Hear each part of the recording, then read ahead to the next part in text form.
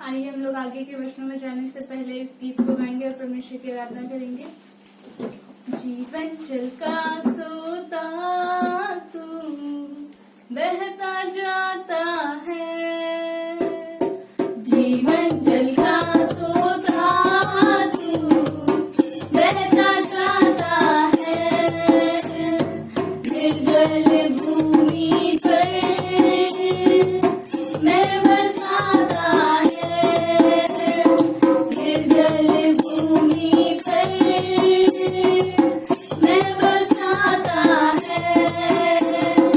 Hallelujah hallelujah hallelu hallelu hallelujah hallelujah hallelujah hallelu hallelu hallelujah hallelujah hallelujah hallelujah hallelujah. प्यासों को तूने पास बुलाया, बनके चट्टान तूने पानी पिलाया, प्यासों को तूने पास बुलाया, बनके चट्टान तूने पानी पिलाया, जी करके वो तुझसे प्यासे ना होंगे कभी, जी करके वो तुझसे प्यासे ना होंगे कभी। Hallelujah hallelujah hallelu hallelu hallelujah hallelujah hallelujah hallelu hallelu hallelujah hallelujah hallelujah hallelujah hallelujah. उल्फत का सागर था तू मसीहा, तो भी तू सूली पे प्यासा रहा, उल्फत का सागर था तू मसीहा, तो भी तू सूली पे प्यासा रहा, देखे लहू तूने मुझको है वो ले लिया, देखे लहू तूने मुझको है वो ले लिया।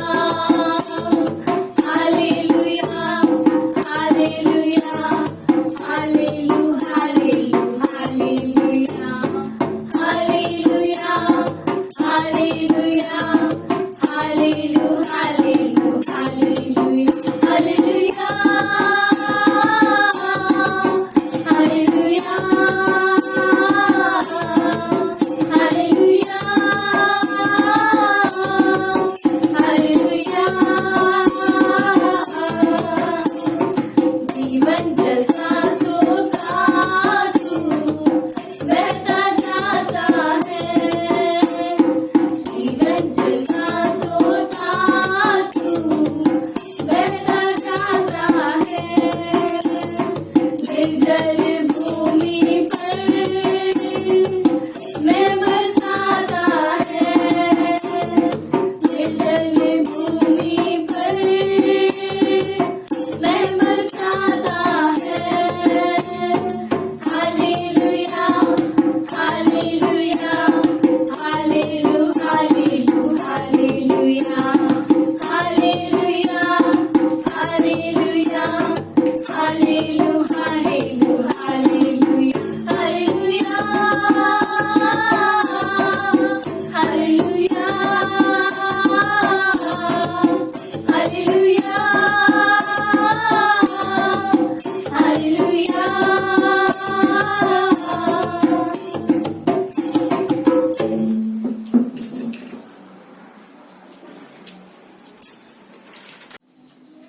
परमेश्वर के भवन में आपका स्वागत है। आइए हम लोग वचन निकालते हैं। पहला यूहन्ना का 5 अध्याय, और यहाँ पर हम देखेंगे 13, 14 और 15।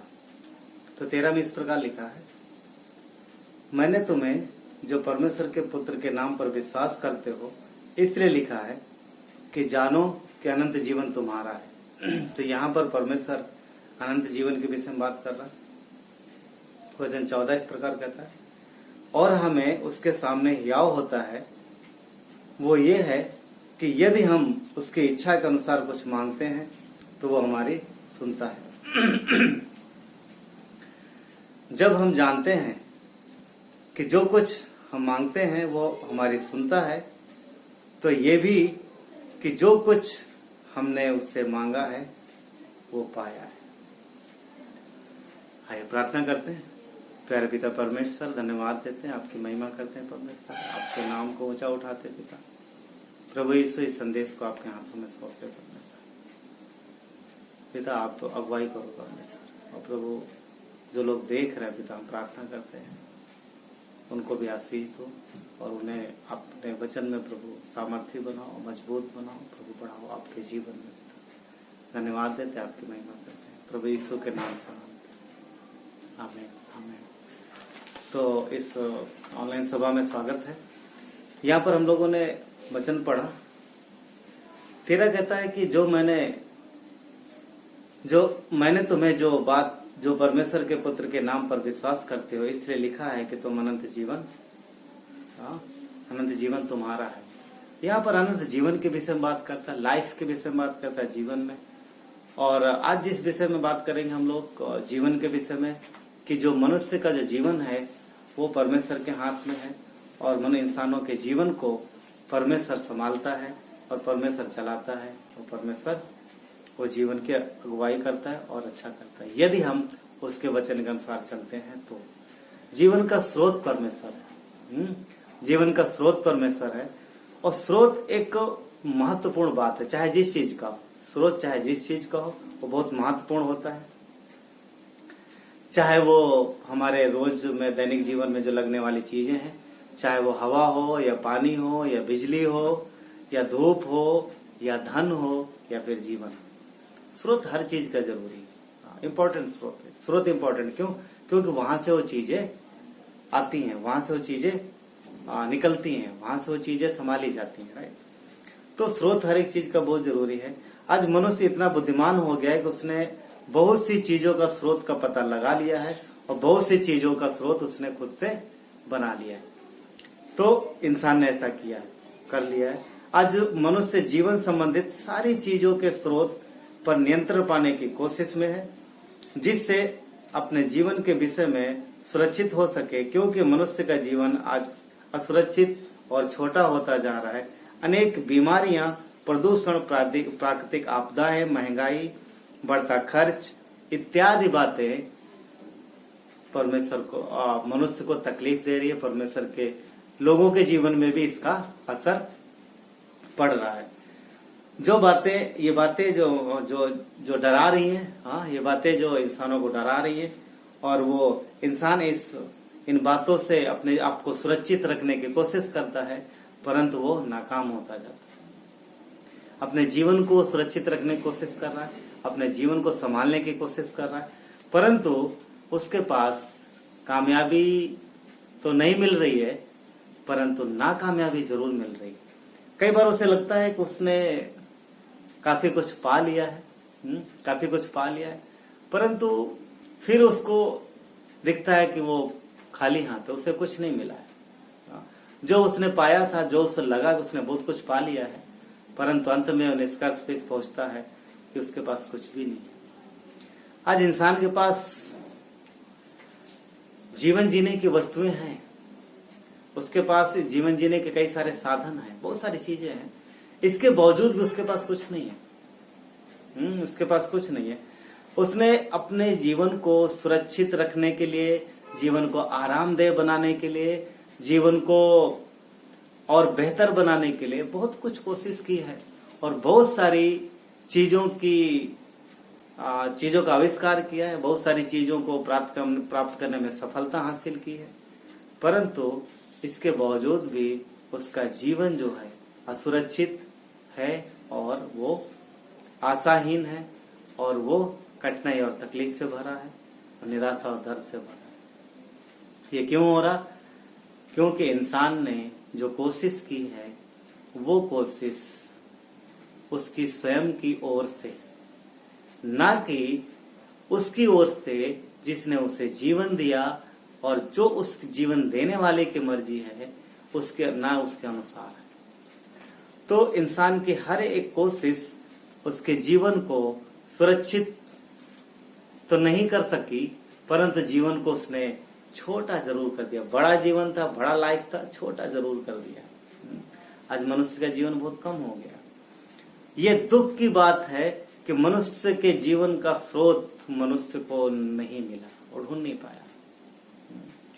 पर सवाल पैदा होता है, क्या जीवन का स्रोत छुपा हुआ है? क्यों नहीं मिला मनुष्य को? क्या परमेश्वर ने छुपा लिया? क्या ऐसा है? पर ऐसा तो बिल्कुल नहीं है, क्योंकि परमेश्वर ने मनुष्यों अपने बच्चों पर यानी मनुष्यों पर प्रकट किया।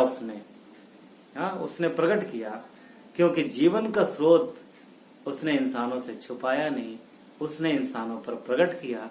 परंतु इंसानों ने उस जीवन के स्रोत पर भरोसा नहीं किया, उस पर अपना विश्वास नहीं रखा, उसे अपनाया नहीं। उनको लगा कि ये नहीं है, ये नहीं हो सकता। परंतु जिसने उस स्रोत पर भरोसा किया उसने वो जीवन पा लिया। पहला यूहन्ना का 5 अध्याय का वचन 13 हम लोगों ने पढ़ा, लिखा है कि ये तुम जान लो कि अनंत जीवन तुम्हारा है यदि तुमने जीवन के स्रोत यानी मसीह पर विश्वास किया, तो ये जान लो कि वो अनंत जीवन तुम्हारा है। और ये होता है क्यों? क्योंकि हम जब मसीह यीशु पर विश्वास करते हैं, उसके मारे जाने पर, उसके गाड़े जाने पर और उसके जी उठने पर विश्वास करते हैं और पापों से जब क्षमा मांगते हैं, पश्चाताप करते हैं, तो परमेश्वर का वचन कहता है कि ये जान लो कि अनंत जीवन तुम्हारा है। अनंत जीवन जो कभी ना खत्म होने वाला जीवन, ना खत्म होने वाली लाइफ। बाइबल बताती है कि उत्पत्ति के 2 अध्याय वचन 7 में परमेश्वर ने मनुष्य के अंदर जीवन डाला। जब वो बन गया तब वो जीवित नहीं था, पर मनुष्य के अंदर परमेश्वर ने जीवन डाला और अपना जीवन का श्वास फूका, तब वो जीवित प्राणी बना। तब वो जीवित प्राणी बना, क्योंकि जीवन का जो स्रोत है, जीवन का स्रोत है वो परमेश्वर है। उस स्रोत में से मनुष्य के अंदर जीवन आया, उस स्रोत में से इंसान के अंदर जीवन आया और इंसान जीवित प्राणी बना। हम और आप जो आज जीवित हैं, तो इस वजह से नहीं कि हमने स्वयं को जीवित रखा है या हम जो वस्तुएं लेते ग्रहण करते हैं उसकी वजह से हम जीवित नहीं। हम जीवित इसलिए हैं क्योंकि परमेश्वर ने हमें आपको जीवन दिया है, इसलिए हम जीवित हैं। तो जीवन का जो स्रोत है वो परमेश्वर है। बाइबल बताती है कि सारी वस्तुओं की और सारे प्राणियों की रचना परमेश्वर ने की है और मनुष्य को भी परमेश्वर ने बनाया है और परमेश्वर मनुष्यों को जीवन देता है। यूहन्ना के 1:4 कहता है कि उसमें जीवन था, वही जीवन मनुष्यों की ज्योति था और वो जीवन मनुष्यों के अंदर था। और हम क्या देखते हैं कि वो जीवन जो मनुष्यों के अंदर है, था, है और रहेगा, और वो जीवन मसीह, वो ज्योति मसीह है। यूहन्ना के 1:3 कहता है कि सब कुछ उसी के द्वारा उत्पन्न हुआ। अब यहाँ पर जो बात हो रही है वो सारे संसार की हो रही है। सब कुछ संसार से बाहर की जितनी भी चीजें बनी हैं, बोलते हैं सब कुछ उसी के द्वारा उत्पन्न हुआ। यहाँ पर किसकी बात हो रही है? मसीह की, यानी यीशु की बात हो रही है, वचन की बात हो रही है कि सब कुछ वचन के द्वारा, राइट। जीवन का स्रोत यीशु है। यूहन्ना का 10:18 में इस प्रकार यीशु ने कहा कि उन्हें जीवन लेने और जीवन देने का अधिकार है। तो उन्हें जीवन लेने और जीवन देने का अधिकार है। यूहन्ना 17:2 में अगर हम देखते हैं तो वहां पर इस प्रकार है कि उसे अनंत जीवन देने का भी अधिकार है। ये अधिकार मसीह के पास है। क्यों? क्योंकि वो जीवन का स्रोत है और जो स्रोत है, जिसके पास जीवन है, वो दे सकता है। जीवन देने का और पाप क्षमा का अधिकार सिर्फ परमेश्वर के पास है। और मसीह यीशु ये काम करते थे, वो जीवन देते थे, पापों की क्षमा भी करते थे। और ये बात यहूदी देखते थे और ये बात उनको बुरी लगती थी। और ये बात उनकी समझ से परे थी कि एक मनुष्य कैसे पाप क्षमा कर सकता है, क्योंकि ये परमेश्वर का अधिकार है। एक मनुष्य कैसे जीवन दे सकता है, क्योंकि जीवन तो परमेश्वर देता है। और यीशु ने ये दोनों काम करके उन्हें ये बताने की कोशिश की है कि ये वही परमेश्वर है जिसकी आराधना उनके बाप दादा करते आए। तो आज वही परमेश्वर उनके बीच में है और तुम विश्वास करो और अनंत जीवन पाओ। परंतु दुख की बात यह है कि उन्होंने उसे ग्रहण नहीं किया। यूहन्ना 1:1 इस प्रकार कहता है कि आदि में वचन था, वचन परमेश्वर था और वचन परमेश्वर के साथ था। यहाँ किसकी बात कर रहा है? मसीह की बात कर रहा है। और यूहन्ना का 1:14 कहता है वचन देहधारी हुआ और अनुग्रह और सच्चाई से भरपूर होकर हमारे बीच में डेरा किया। हमारे बीच में मतलब इंसानों के बीच में डेरा किया। वो वचन जो परमेश्वर था वही वचन मनुष्यों के बीच में आया और हमारे और आपके बीच में डेरा किया। कैसे? सच्चाई और अनुग्रह से। उसने परमेश्वर की सच्चाई दिखाई और परमेश्वर के प्रेम को दिखाया और ये सब उसने अनुग्रह से किया। अनुग्रह और सच्चाई यीशु के द्वारा दुनिया में आई। परमेश्वर के पास जीवन है, वो जीवन का स्रोत है। यीशु ने मानव देह में होकर के परमेश्वर होने के कई सारे प्रमाण दिए, मसीह होने के कई सारे प्रमाण दिए। यूहन्ना बपतिस्मा देने वाले ने जब पूछवाया क्या तू मसीह है, तो उसने क्या कहा उसके चेलों से? जाओ कह दो, अंधे देखते हैं, लंगड़े चलते हैं, बहरे सुनते हैं और मुर्दे जिलाए जाते हैं। क्यों? क्योंकि मसीह के विषय में यही लिखा था कि जब मसीह आएगा तो ये सब काम करेगा। और मसीह यीशु ने ये सारे काम किए और उसने बोला यूहन्ना के चेलों से जाओ और बता दो। तो और जब उसके चेलों ने बताया तो यूहन्ना जो बपतिस्मा देने वाला था वो समझ गया कि वो जो है वो वही परमेश्वर के वादे का मसीह है, वही वादे की संतान है। कुछ जगह है जहां पर कुछ घटनाएं हैं जहां पर यीशु ने मुर्दों को जीवित किया है। याईर की बेटी को देखते हैं कि मत्ती के 9:18 और 19 एक्चुअली 9:18, 19 और 23-36 में ये है। याईर की बेटी को जिंदा किया है और हम जानते हैं कि ये मरने वाली थी जब उसका पिता उसके पास आता है और यीशु से बात ही कर रहा होता है कि कुछ लोग उसके घर से आ जाते हैं, बोलते गुरु को कोई भी तकलीफ मत देख, तेरी बेटी मर चुकी। यीशु ने उससे क्या बोला? विश्वास रख, सिर्फ विश्वास रख और बाकी कुछ नहीं, सिर्फ विश्वास रख। और हम देखते हैं मसीह गया और वहां पर उसने उस लड़की को जिंदा किया, जीवित किया और वो जी उठी। लूका के 7:11 से 17 में देखेंगे एक विधवा है, इकलौता बेटा है, मर गया। जवान बेटे की मौत कितना दर्दनाक होती है और विधवा का और कोई सहारा नहीं, यही इकलौता बेटा है। उसकी डेथ हो गई, उसको उसकी अर्थी उठा के लोग जा रहे हैं और यीशु आया, उसने उस अर्थी को रोक दिया उसे। और जब यीशु ने छुआ लोग रुक गए और उसने जवान उसको उस मुर्दे को क्या बोला? जो लड़का जो जिसकी डेथ हो गई थी, जो मर गया था, जिसको लेके लोग जा रहे थे, क्या बोला? हे जवान उठ, और उठ गया। और वचन कहता है कि यीशु ने उसकी मां को सौंप दिया। क्या कर रहा है? वो मुर्दों को जीवित कर रहा है। लाजर को उसने कब्र में से जिंदा किया। हम सब जानते हैं 4 दिन, चौथे दिन उसने जीवित किया। क्यों? क्योंकि यहूदियों को दिखाना था कि वो परमेश्वर है, वो जीवन देता, वो जीवन का स्रोत है। यहाँ पर तीनों बातों में एक चीज हम देखते हैं, मसीह यीशु ने शब्द कहा और हो गया, जीवित हो गए। वो दिखा रहा था कि तुम्हारे परमेश्वर ने जिसकी तुम आराधना करते हो उसने कहा और सब हो गया। उत्पत्ति के 1 अध्याय में हम लोग पढ़ते हैं, परमेश्वर ने कहा और हो गया। यहाँ पर यीशु ने कहा और जीवन उन्हें मिल गया। तो वो जीवन का स्रोत है, वो जीवन का मार्ग भी है। आज जब हमें जीवन के स्रोत का पता चल गया है तो वो बताता है कि उस जीवन के मार्ग में, उस जीवन के स्रोत जो हमने पा लिया तो उस पर कैसे चलना है। हाँ, कैसे चलना है, और वो ही मार्ग है। राइट, वही मार्ग है। पहला यूहन्ना 5:13 में यीशु ने कहा 5:13 में कि परमेश्वर के पुत्र पर विश्वास करने वालों को उसने अनंत जीवन दिया है, अनंत जीवन दिया है। और अनंत जीवन जो कभी ना खत्म होने वाला जीवन है, वो जीवन परमेश्वर ने दिया है और वो उसके पास है। यिर्मयाह 21:8 कहता है, परमेश्वर के लोगों ने कहा परमेश्वर ने लोगों से कहा कि मैं तुम्हें जीवन का और मृत्यु का दोनों का मार्ग दूं। यहाँ पर यिर्मयाह के 21:8 में परमेश्वर ने जीवन और मृत्यु दोनों का मार्ग बताया है। तो यीशु जो कि मार्ग है, यूहन्ना 14:6 में उसने बोला मैं मार्ग हूं। तो जो जीवन का मार्ग है, तो परमेश्वर के लोगों को जिन्होंने उस पर विश्वास किया है, उस जीवन के मार्ग को ढूंढना है। एक्चुअली ढूंढना क्या, मिल गया है, अब हमें उस मार्ग में चलना है।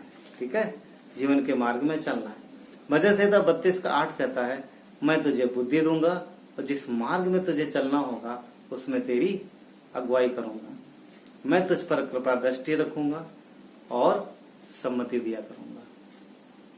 यहाँ पर खूबसूरत वचन है और कुछ बातें हैं यहाँ पर। जो बुद्धि दूंगा बात करता है, बोलता मैं तुझे बुद्धि दूंगा, इसका मतलब यह है विवेक पूर्ण होना या बुद्धिमान होना। परमेश्वर हमारे विवेक में, हमारे कॉन्सेंस में हमें तेज बनाता है और हमें अपनी बुद्धि देता है। मार्ग जो बोलता है कि जिस मार्ग में तुझे चलना होगा, यानी मार्ग कौन है? मसीह यीशु। यूहन्ना 14:6 में क्या बोला कि मैं मार्ग हूं, राइट। उसमें क्या करेगा? अगुवाई करेगा। अगुवाई करने का मतलब है मार्गदर्शक करे, मार्गदर्शक बनेगा, सलाह देगा, परामर्श देगा। ये परमेश्वर ये जो वादा कर रहा है चीजों की। और जो लास्ट बात है, क्या कहता है? कृपा दृष्टि रखूंगा। इसका मीनिंग ये है परमेश्वर की नजर के सामने उसके बच्चे उसके सामने रहते हैं।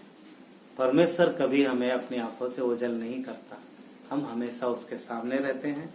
तो यहाँ पर एक बढ़िया खूबसूरत वादा है कि परमेश्वर कहता है कि जिस मार्ग में तुझे चलना है उस मार्ग में मैं तुझे बुद्धि दूंगा, अगुवाई करूंगा और तुझ पर कृपा दृष्टि रखूंगा। और जीवन का मार्ग जिसमें मसीह यीशु हमें बुलाते हैं और जिसमें हमें चलना है, उस मार्ग में परमेश्वर हमारे रब के साथ में है। यूहन्ना 10:4 में वो अपनी भेड़ों के आगे आगे चलता है और उसकी भेड़ें उसके पीछे चलती हैं। पीछे चलने का मतलब अर्थात उसका पीछा करती हैं, उसको फॉलो करती हैं। तो हम आज जो कि परमेश्वर के लोग हैं, हम यीशु को फॉलो करते हैं, उसका पीछा करते हैं, उसके पीछे चलते हैं। क्यों? क्योंकि वो जीवन का मार्ग है और वो जीवन की राह पे हमें लेके चलता है। तो जीवन के मार्ग में हमें नम्रता से चलना है ना, नम्रता से चलना।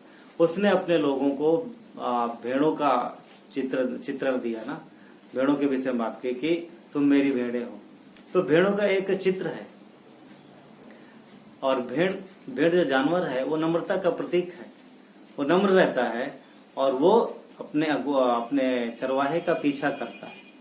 तो भजन संहिता 25:9 में उसने कहा है कि वो नम्र लोगों को अपना मार्ग दिखाएगा, ना कि घमंडियों को। किसको? नम्र लोगों को अपना मार्ग दिखाएगा, ध्यान रखना। तो इसलिए हमें परमेश्वर के सामने नम्र होगा। कुछ लोग ऐसे होते हैं जो नम्र होते हैं परंतु लोगों के सामने नम्र होना एक अलग बात है, परमेश्वर के साथ नम्र होना एक अलग बात है। और परमेश्वर के साथ नम्र होने का मतलब ये है कि हम उसकी बातों को मानते हैं, उसकी आज्ञाओं को मानते हैं और उसके वचनों पर भरोसा करते हैं और विश्वास से चलते हैं। ये नम्र होना है। यदि हम वचन फॉलो नहीं कर रहे, यदि हम वचन नहीं मान रहे, तो नम्र होना नहीं है। ओके, तो हमें नम्रता से चलना है। दूसरी बात, जीवन जो कि जीवन का मार्ग मसीह यीशु है और जीवन का स्रोत है, तो बोलता है कि उस जीवन के मार्ग में हमें धीरज से भी चलना है, धीरज रखना है। क्योंकि जल्दबाजी और हड़बड़ाहट में बहुत सारी चीजें बिगड़ जाती है।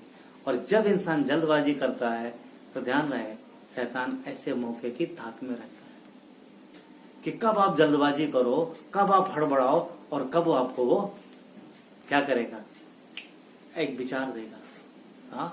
एक विचार देगा जो दिमाग में आएगा और अलग होगा। वो अलग होगा और अलग कैसा होगा? आपको आकर्षित करेगा परंतु वो परमेश्वर के वचन से बाहर होगा।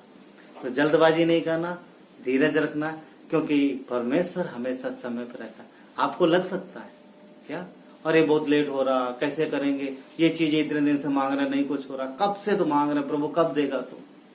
हाँ, पर ध्यान रहे परमेश्वर कभी लेट नहीं होता, वो समय पे करता है।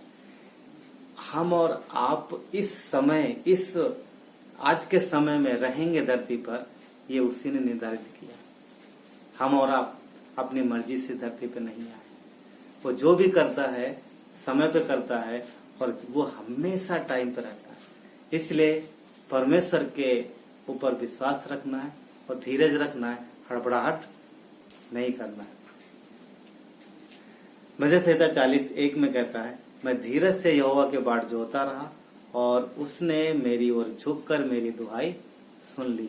तो जब हम परमेश्वर पे भरोसा रखते हैं, धीरज रखते हैं और प्रार्थना करते हैं और विश्वास के साथ बने रहते हैं, तो परमेश्वर हमारे उस धीरज से प्रसन्न होता है और हमारे प्रार्थनाओं को उत्तर देता है। रोमियो 8:25 कहता है, परंतु जिस वस्तु को हम नहीं देखते यदि उसकी आशा रखते हैं तो धीरज से उसकी बाट जोहते भी हैं। धीरज से उसकी बाट जोहते हुए, यानी जो जिन चीजों की हम प्रार्थनाएं कर रहे हैं, तो हमें उसे धीरज से इंतजार करना है और बाट जोहना है, क्योंकि जल्दबाजी में हमेशा चीजें खराब होती हैं। यिर्मयाह 29:11 में कहता है कि परमेश्वर अपने बच्चों की आशा पूरी करता है। इसलिए धीरज रखना है, ना कि हड़बड़ाहट करना है। नंबर 3, आज्ञाकारी बनना है, मतलब वचन के आज्ञाकारी बनना है। ओके, अगर हम परमेश्वर की आज्ञा मानते हैं तो इसका मीनिंग ये है कि उसने जो प्रॉमिस किए हैं, उसने जो वादे किए हैं, जो उसने हमें आज्ञाएं दी हैं करने के लिए, हम उनको मानते हैं, हम उन पर चलते हैं। हाँ, तो ये है आज्ञाकारी बनना, वचन के अनुसार आज्ञाकारी बनना। जो परमेश्वर ने आपको करने के लिए कहा है वो करें, ये वचन के आज्ञाकारी हो। एवरीडे पढ़ें, प्रार्थना करें और वचन को फॉलो करें, वचन के अनुसार चलें। ये जरूरी है, क्योंकि यदि हम सुनते हैं, समझ लेते हैं, हमारे दिमाग में है, परंतु यदि हमने फॉलो नहीं किया तो फिर वो कुछ कार्य नहीं करेगा। मतलब ये है कि वो एक ज्ञान बन के रह जाएगा। पर जब हम सुनते हैं, हमारे दिमाग में जाता है और दिल से हम फॉलो करते हैं, दिल से हम उसके परमेश्वर के वचन के पीछे चलते हैं, जैसा कहता वैसा करते हैं, तो फिर वो वचन हमारे जीवन में कार्य करता है। वो फिर हमारे जीवन में जीवित वचन बनता है, यानी वो रेमा बन जाता है। राइट। याकूब का 1:22 कहता है, परंतु वचन पर चलने वाले बनो, ना कि सिर्फ सुनने वाले, ना कि केवल सुनने वाले जो अपने आप को धोखा देते हैं। इसलिए हमें वचन को सुनना है, समझना है और आज्ञाकारी होना है, यानी वचन पर चलना है। अगली बात जो है वो है प्रेम। परमेश्वर से प्रेम रखना है और परमेश्वर के लोगों से प्रेम भी रखना है, परमेश्वर के लोगों से भी प्रेम रखना है। पर जब हम परमेश्वर से प्रेम नहीं रख पाएंगे तो परमेश्वर के लोगों से भी नहीं रख पाएंगे। परमेश्वर से प्रेम, परमेश्वर के लोगों से प्रेम। यदि हम सिर्फ लोगों से प्रेम करते, परमेश्वर से प्रेम नहीं करते, तो वो प्रेम ज्यादा दिन नहीं चलेगा। इसलिए पहले हम परमेश्वर से प्रेम रखते हैं, परमेश्वर की शिक्षाओं को मानते हैं, चाहे वो फिर हमें पसंद हो या ना हो, चाहे वो हमें अच्छी लगे या ना लगे। कई बार परमेश्वर आपको और हमको, कई बार परमेश्वर आपको थोड़ा डांट भी लगा सकता है और आपको लगेगा अरे ये क्या हो गया, ये क्या कह दिया, ये तो बड़ा मुश्किल है। पर ध्यान रहे, हर एक चीज परमेश्वर हमारे और आपके भलाई के लिए करता है। नीति वचन 6:23 कहता है, आज्ञा तो दीपक है और शिक्षा ज्योति और सिखाने वाले की डांट जीवन का मार्ग है। आज्ञा दीपक है, शिक्षा और ज्योति और सिखाने वाले की डांट जीवन का मार्ग है। तो जो आज्ञा है, जो परमेश्वर ने दिया, वो दीपक के समय, दीपक क्या करता है? अंधेरे में प्रकाश देता है। शिक्षा और ज्योति और जो सिखाने वाले की डांट है, वो क्या करता है? जीवन का मार्ग है। तो परमेश्वर जीवन का मार्ग है। यदि वो कुछ कड़क बोलता है तो भी नम्रता से ग्रहण करना और फॉलो करना। राइट। पहला यूहन्ना 5:3, क्योंकि परमेश्वर से प्रेम रखना ये है कि उसकी आज्ञाओं को माने और उसकी आज्ञाएं कठिन नहीं है। तो हमें प्रेम रखना है, और जब हम प्रेम रखते हैं तो प्रेम रखना क्या है? बात मानना। यदि एक बच्चा अपने माता पिता से प्रेम रखता है तो वो उनकी बात को मानेगा, उनकी बात को मानेगा और जैसा वो चाहते वैसा वो करेगा। ओके, तो हमें प्रेम रखना है, इसका मतलब है कि हमें परमेश्वर की इच्छा को पूरी करना है, यानी वचन को मानना है। नंबर 5, और ये सारे काम विश्वास से करना है, क्योंकि यदि हम विश्वास नहीं रखेंगे तो फिर मुश्किल है वो काम, वो आज्ञाएं जो परमेश्वर ने दिया है कि हम उसे कर पाए। विश्वास रखना है। विश्वास तब भी जब सब कुछ जीवन में अच्छा चल रहा है, और तब भी जब अच्छा नहीं चल रहा है, बिल्कुल विपरीत चल रहा है, तब भी भरोसा रखना है, क्योंकि बिना विश्वास के हम कुछ नहीं कर सकते। इब्रानियों का 11:6 क्या कहता है? विश्वास बिना उसे प्रसन्न करना अनहोना है, और परमेश्वर पे विश्वास करने वाले को, परमेश्वर के पास आने वाले को विश्वास रखना चाहिए कि वो है और अपने खोजने वालों को प्रतिफल देता है। तो परमेश्वर जिस पर हम भरोसा रखते हैं वो अपने लोगों को प्रतिफल देता है। क्यों? क्योंकि उसके पास है, वो जीवन का मार्ग है, वो जीवन का सोता है, और वो स्रोत जो जीवन का है वो परमेश्वर हमें देता है। मसीह यीशु ने अपने आप को खाली कर दिया, मसीह यीशु ने अपना सब कुछ दे दिया हमारे और आपके लिए, समझ रहे? हमारे आपके लिए। तो वो जीवन का स्रोत है, वो जीवन बढ़ा सकता है, वो जीवन को संवार सकता है, जीवन को सुधार सकता है। इसलिए नम्रता से, धीरज से, विश्वास से, प्रेम से वचन के आज्ञाकारी बनना है। वो परमेश्वर जो हमारे और आपका जीवन का स्रोत है, वो हमारे आपके जीवन को संभाल सकता है। तो आज के इस वचन से परमेश्वर आपको आशीष दे। आइए प्रार्थना करते हैं। प्यारे पिता परमेश्वर, धन्यवाद देते हैं, आपकी महिमा हो परमेश्वर। आप मनुष्यों के जीवन का स्रोत हो पिता। मनुष्यों ने जीवन दिया, जो जीवन पाया है प्रभु वो आपकी ओर से, आपने उनको जीवन दिया है प्रभु, आपने उनके जीवन को बचाया है परमेश्वर। हम बचा लिए लोग हैं, हम बचा लिए गए लोग हैं परमेश्वर, जो आपके क्रूस पर किए गए बलिदान के द्वारा, पापों की क्षमा के द्वारा हम बचाए गए। आपने हमें उद्धार दिया है मुफ्त में, परंतु वो मुफ्त में नहीं था, आपने बड़ी कीमत चुकाई। प्रभु यीशु प्रार्थना करते हैं हर देखने वाले पर्सन को आप आशीष देना पिता, और वचन से अगुवाई करना उनके जीवन में प्रभु, आप उनको संभालना और मदद करना। धन्यवाद देते हैं, आपकी महिमा करते हैं। प्रार्थना विनती हमारे उद्धारकर्ता परमेश्वर पुत्र प्रभु यीशु मसीह के नाम से मांगते हैं, आमीन। परमेश्वर आप सबको आशीष दे।